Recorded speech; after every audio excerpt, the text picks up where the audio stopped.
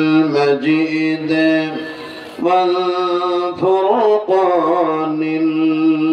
الحميد. أعوذ بالله من الشيطان الرجيم. بسم الله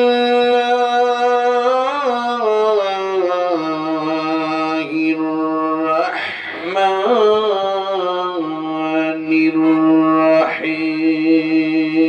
الرحيم. إن الله وملائكته يصلون على النبي يا أيها الذين آمنوا صلوا عليه وسلموا تسليما. اللهم صل على محمد وعلى آل محمد كما صليت على إبراهيم وعلى آل إبراهيم إنك حميد مجيد. اللهم بارك على محمد وعلى آل محمد كما باركت على إبراهيم وعلى آل إبراهيم إنك حميد مجيد. رب اجعلني مقيم الصلاة ومن ذريتي ربنا وتقبل دعائي. ربنا اغفر لي ولوالدي وللمؤمنين يوم يقوم الحساب. हमारे दुआ है ऐ खुदा हो इस्लाम का बुलबुला सदा अता कर सभी को हिदायत का नूर जलालत का अंधेरा हो जाए दूर। या रब अगर तू करम करे और बाप दे ज़बा को जो दिल पर असर करे। तक़ब्बल मिन्ना इन्नका अंतस समीउल अलीम व तुब अलैना इन्नका अंतत तव्वाबुर रहीम। सुब्हान रब्बिका रब्बिल इज़्ज़ति अम्मा यसिफून व सलामुन अलल मुरसलीन व अल्हम्दुलिल्लाहि रब्बिल आलमीन।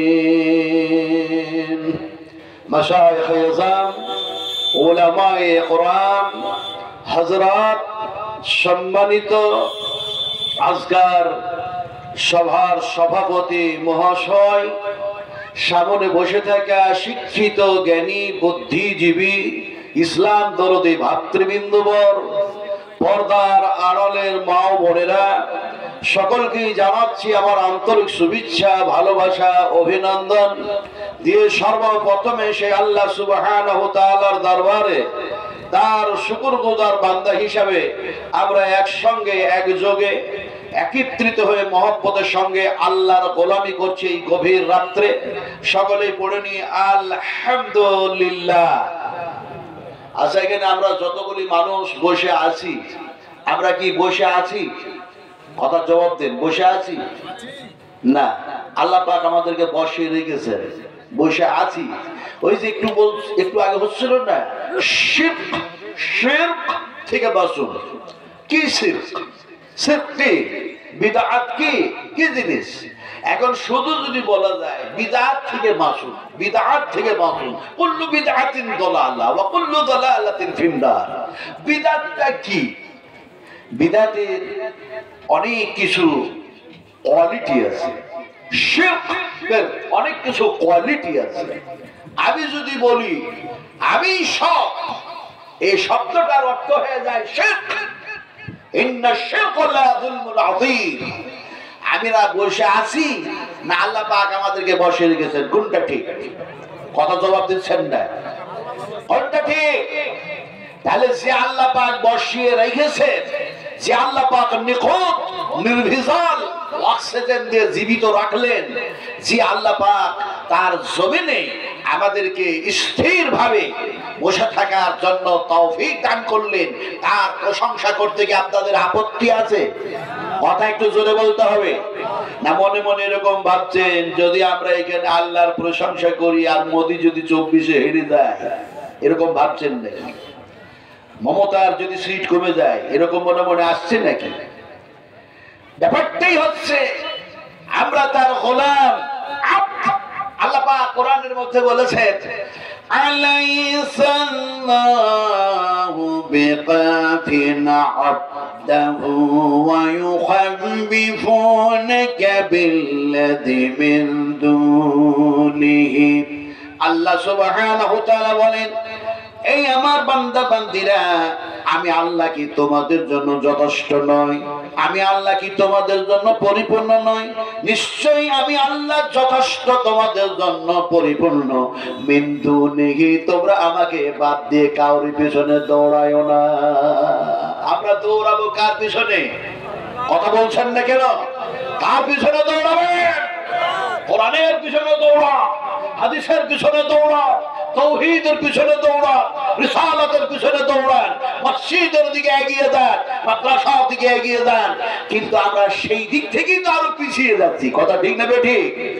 তাহলে পরে কথা যদি ঠিক বলতে হয়, তাহলে পরে আমরা এখানে যারা বসে আছি মহব্বতের সঙ্গে আল্লাহর নৈকট্য লাভের উদ্দেশ্যে একটু জোরে বলুন আলহামদুলিল্লাহ। আচ্ছা, জোরে আলহামদুলিল্লাহ বললেন, গুনাহ হলো না নেকি হলো? কেমন করে হলো? কেমন করে হলো? এমনি করেই হলো যে দেখবেন যখন ফরজ নামাজ শুরু হয়, ইমামতি করতেছে, আলহামদুলিল্লাহ জোরে পড়ছে, পড়ছে না পড়ছে না? মাগরিবের নামাজ, ইশার নামাজ, ফজরের নামাজ, ফরজ নামাজ শুরু করেছে। এখন ইমাম শুরু করেছে আলহামদুলিল্লাহি রাব্বিল আলামিন। আসতে বলে না জোরে বলে? আর মেয়েরা কি আসতে বলে নাকি? মেয়েরাও জোরে বলে। মেয়েরা যখন ফরজ নামাজ পড়ে ওরা তখন জোরে বলে না আসতে বলে? ওরা আসতে বলে। এটাই হচ্ছে ইসলামের সিস্টেম। আল্লাহ সুবহানাহু ওয়া তাআলা রাসূল আকরাম সাল্লাল্লাহু আলাইহি ওয়াসাল্লামের এই হচ্ছে নিয়ম পদ্ধতি, প্রসেস, এটা হচ্ছে আরকান। ফলে দেখা যায় ওরা আসতে বলে, আমরা পুরুষ তাই আমরা জোরে বলি। এটা হচ্ছে আমরা যে জোরে বললাম আলহামদুলিল্লাহ, আল্লাহর প্রশংসা করলাম। রাসূল আকরাম সাল্লাল্লাহু আলাইহি ওয়াসাল্লাম বলেছেন, যারা আমালে সালেহ করবে, ভালো কাজ করবে, সৎ কাজ করবে, নেকি সঞ্চয় করবে, নেকি অর্জন করবে, ইহকাল পরকালের জন্য কল্যাণময় যখন আমাল করে ইহকাল থেকে পরকাল বিদায় নিবে, আল্লাহ সুবহানাহু ওয়া তাআলা এই সালেহিন সালেহা এদেরকে বলবেন উদখুলুহা বিসালামিন আমিন, প্রবেশ করো এই বেহেশতের মধ্যে, এতে আছে শান্তি আর আরাম আর আরাম, আমার নিরাপত্তা আর নিরাপত্তা, আর মোটেও বিশৃঙ্খলা নেই। কথা বলতেছিলেন। এখন আপনারা যখন বেহেশতে গেলেন, সেই সময় গিয়ে সর্বপ্রথম যে ল্যাঙ্গুয়েজ, যে ভাষাটা হবে, রাসূলুল্লাহ বলছেন ওই বেহেশতবাসীরা আল্লাহ সুবহানাহু ওয়া তাআলা ওই বেহেশতে গিয়ে তারা সেই ভাষা বলবে আলহামদুলিল্লাহি রাব্বিল আলামিন, আল্লাহর প্রশংসা আদায় করবে। যেমন সুবহানাল্লাহ, সুবহানাল্লাহ বললে মনে হয় কাবিরা গুনাহ হয়ে যাবে নাকি? আপনারা সুবহানাল্লাহ পড়েন না? আসসালামু আলাইকুম ওয়া রাহমাতুল্লাহ, আসসালামু আলাইকুম ওয়া রাহমাতুল্লাহ, ডান দিকে বাম দিকে সালাম ফিরালেন, তারপরে দেখা যায় আল্লাহু আকবার, আস্তাগফিরুল্লাহ, আস্তাগফিরুল্লাহ, কি বললেন, তারপরে এরকম করেন না? করেন না? করেন না? এটা কি জিকির? একজন বলেছেন জিকির, কেউ বলে যেন তাসবিহ, কেউ তাসবিহ বলে, কেউ জিকির বলে। কিন্তু এটা তাসবিহ আর জিকিরের মধ্যে সীমিত নয়, এটা হচ্ছে আল্লাহ পাকের কালাম, এটা হচ্ছে কোরআনের একটি আয়াত। সুবহানাল্লাহ, যতবার পড়বেন ততবার কোরআন তেলাওয়াত করা হবে। যেমন কোরআনের এক জায়গায় এসেছে সুবহানাল্লাযী আসরা বিআবদিহি লাইলাম মিনাল মাসজিদিল হারাম ইলাল মাসজিদিল আকসা।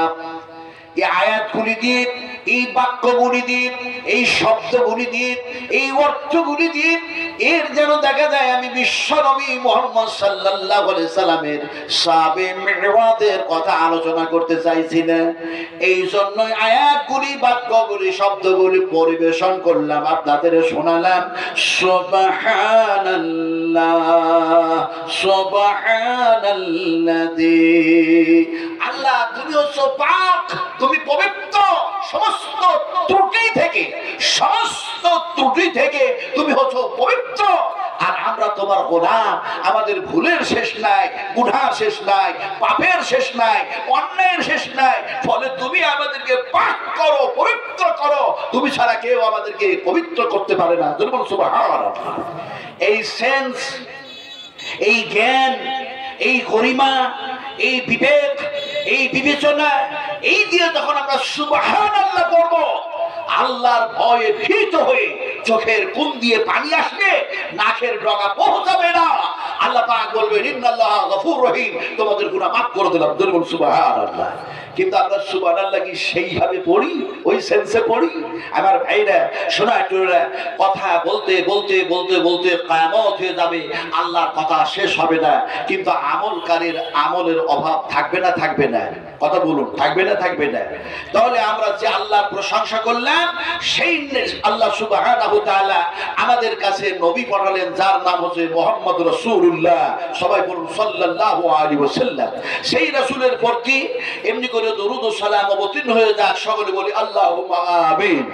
বন্ধুগণ, এতক্ষণ পর্যন্ত বিভিন্ন ওলামা, বিভিন্ন মুকাররির, বিভিন্ন লেকচারার, বিভিন্ন প্রফেসর, বিভিন্ন বক্তাগণ তিনাদের বিবৃতি, আলোচ্য বিষয় যা ছিল তা আপনাদের সামনে পরিবেশন করেছেন, আপনাদেরকে শুনিয়েছেন।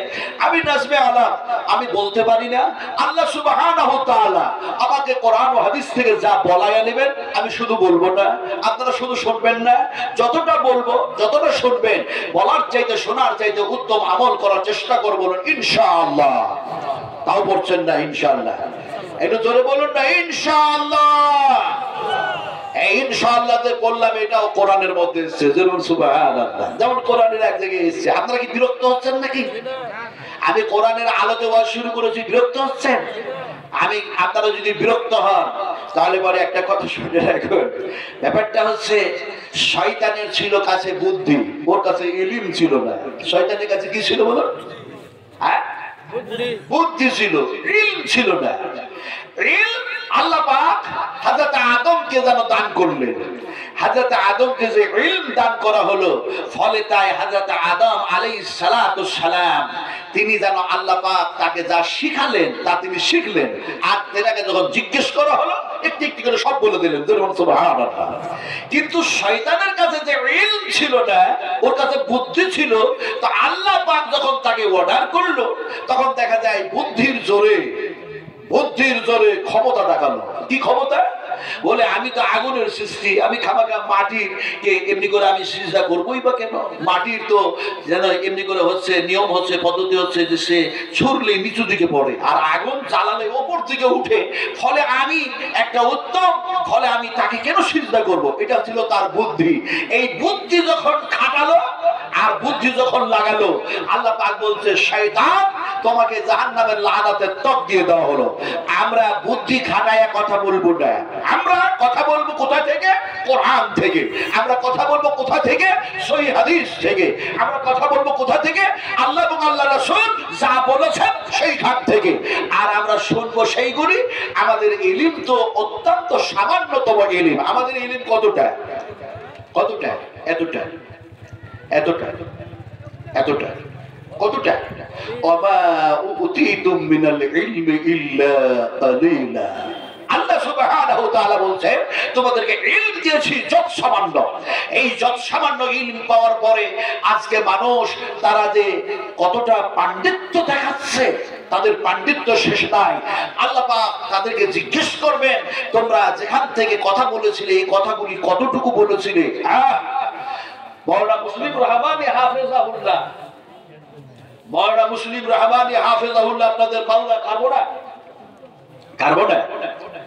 আমি সে সময় একেবারে তরুণ।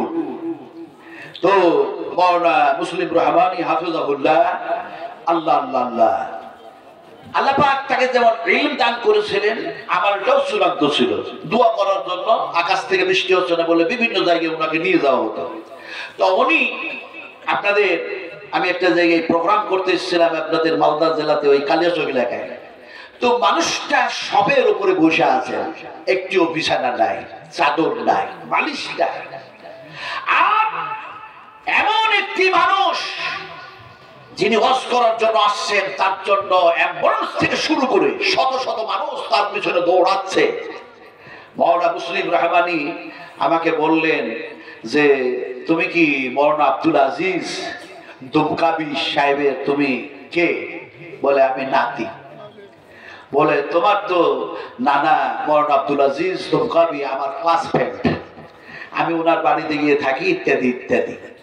তো উনি সে সময় বললেন যে আল্লাহ সুবহানাহু ওয়া তাআলা এক সময় যেন ইলমকে আল্লাহ পাক জমিন থেকে উঠায় নেবেন। বুখারী শরীফে হাদিস, ইলমকে উঠায় নেবেন। তার মানে যারা আলেম দ্বীন, দ্বীনের উপরে, তাওহীদের উপরে সালাহিয়াত, পূর্ণতা রেখেছে, সালাহিয়াত রেখেছে, যাদের মধ্যে কোরআন ও হাদিসের পাণ্ডিত্য আছে, আল্লাহ পাক যারাকে এই ইলম দান করেছেন, দেখা যায় সে কোরআন হাদিস উঠায় না হবে না, আলেমগুলিকে উঠায় না হবে। এখন তেনার পরে তিনি বললেন ইমাম বুখারী রাহমাতুল্লাহ আলাইহি, হযরত ইমাম মুসলিম রাহমাতুল্লাহ আলাইহি, তারপরে দেখা যায় এমনি করে ইমাম ইমাম তাইমিয়া হাফিজাহুল্লাহর কথা, তারপরে নাসিরউদ্দিন আলবানীর কথা, অনেক কিছু আলোচনা করার পর আমার পিঠে হাত বুলায়া বললেন, লিমা তাকুলুনা মা লা তাফআলুন। বক্তৃতা করবা, ওয়াজ করবা, নসিহত করবা, মানুষের সামনে আলোচনা করবা, যতটুকু করবা ততটুকু আমল করার চেষ্টা করো, নইলে লিমা তাকুলুনা মা লা তাফআলুন, যদি আমলকারী না হও কিয়ামতের মাঠে পাকড়াও হয়ে যেতে হবে। কথা ঠিক বললেন না ভুল বললেন? ঠিক বলেছেন। আমার ভাইরা, আসলে আপনাদেরকে বলতে চাইছি যে আমি লম্বা দীর্ঘ সময় নিয়ে ওয়াজ করতে চাইছি না, যেহেতু রাত্রি গভীর হয়েছে।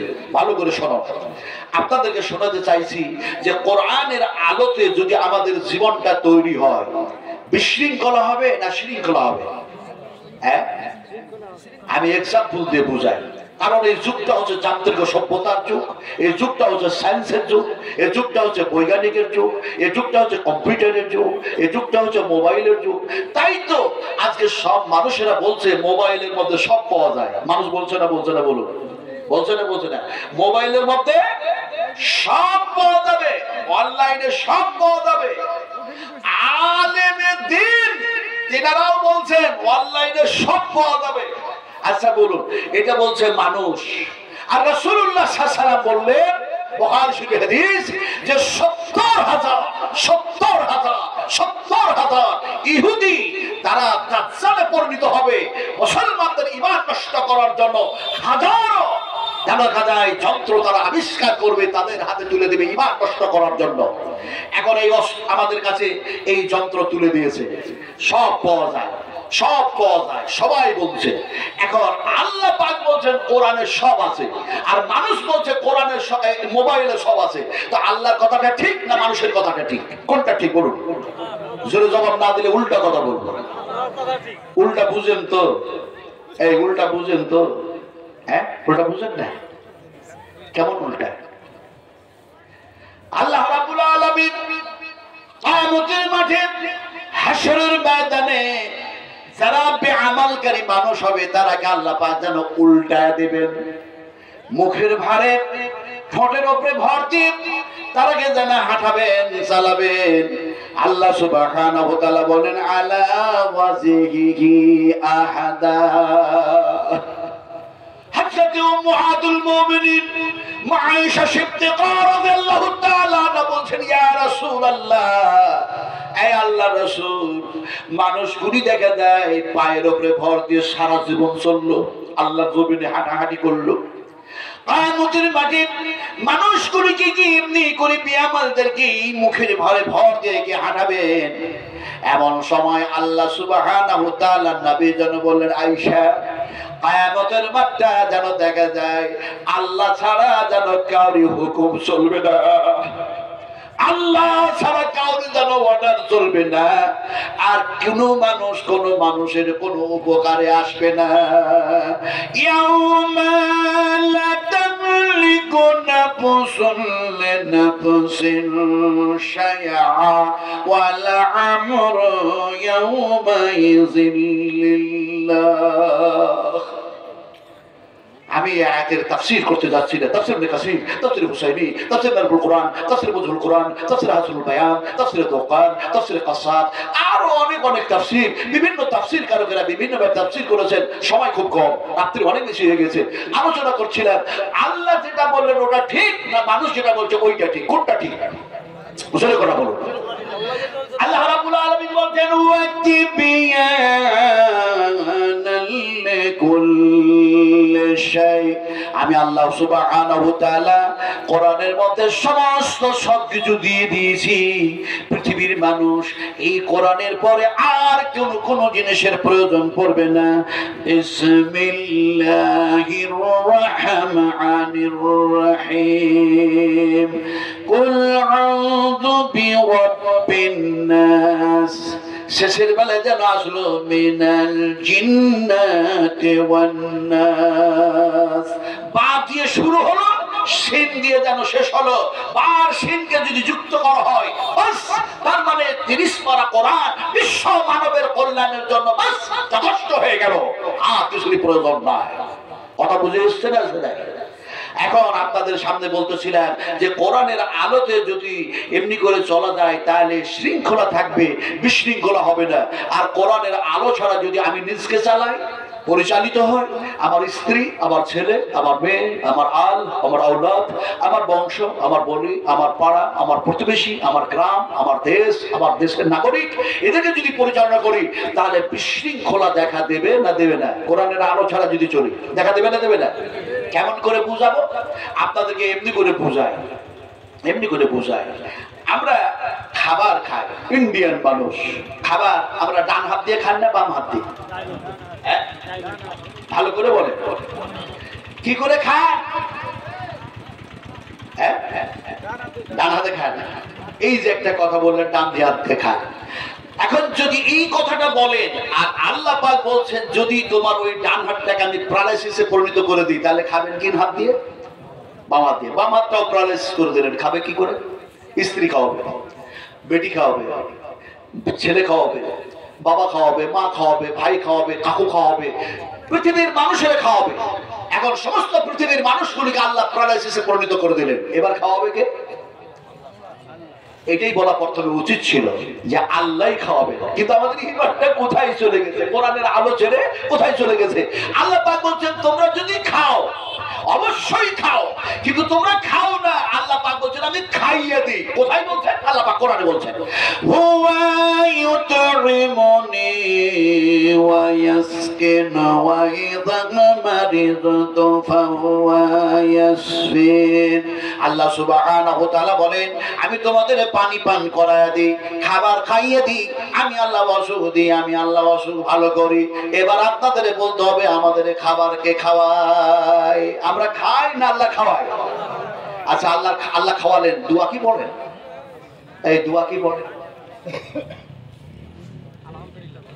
হায় হায় হায় হায়, কি একটু পেলাম আর তাদের পিছনে দৌড়ালাম আর বলছি লড়াই লড়াই লড়াই চাই, লড়াই করে বাঁচতে চাই, ভোট দিবে কোনখানে? অমুক চিহ্নের মাঝখানে। বলছি না? কিন্তু যে আল্লাহ পাক খাওয়ালেন তার শুকরিয়া আদায় করলাম না। সেই হাদিস বয়ান করছি রাসূল আকরাম সাল্লাল্লাহু আলাইহি ওয়াসাল্লাম তিনি যখন খাবার খেতেন তিনি বিজোড় খাবার খেতেন। একদিন তিনি খেজুর খেলেন একটি অথবা তিনটি, বিজোড় খেলেন। রাসূলুল্লাহ শাহাদাতের আঙুলটা চুষলেন। দোয়াটা কি পড়লেন? আমরা দোয়া পড়ি, ওই দোয়াটা আবু দাউদে এসেছে, তিরমিজির মধ্যেও এসেছে। আমরা যে দোয়াটা পড়ি আলহামদুলিল্লাহিল্লাযী আত'আমানি ওয়াসাআকানি ওয়াদালানি মিনাল মুসলিমিন, আমরা পড়ি। কিন্তু রাসূল তো এটা পড়েন নাই। রাসূল বললেন কোনটা? বুখারী শরীফের মধ্যে সে দোয়াকে কোট করে দেওয়া হয়েছে। ইমাম বুখারী রাহমাতুল্লাহ আলাইহি এই দুआ जरूर नहीं इससे मुझे मंजूर नहीं है कि मैं तेरे शिकायत करूं, मुझे मंजूर नहीं है कि मैं तेरे शिकायत करूं।